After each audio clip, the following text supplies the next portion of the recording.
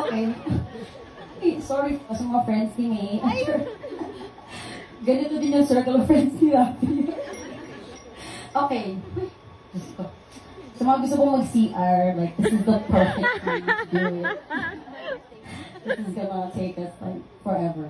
So, yeah. Parang grabe yung journey na to, ninyong dalawa, kaya hindi ko alam kung saan ako magsisimula.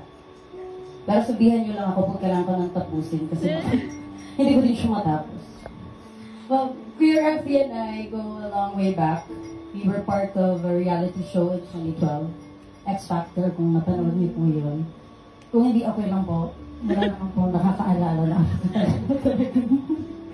We were just a bunch of kids who left our families in the province. When he first told me about her, as usual, I pretended not to care.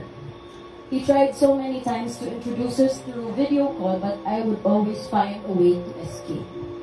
I remember one time, he was staying at our house, and when I entered the room, he was talking to me. Tapos sabi ni TJ, love si Mayo. Tapos tinuro niya yung cellphone ni Kuya Rafi. I immediately ran out, shouting, sorry na, hindi ko ready! And we can all see how your light radiates through him. Now, I may not be in the position to give him away kasi hindi naman niya ako nanay.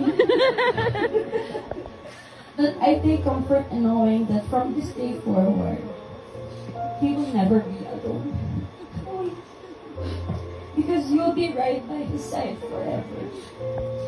Kuya Raf, ano pa po? We now officially relieve you of your duties as our third lead and father. We love you both so much. Nandito na kami para sa inyo. Palagi.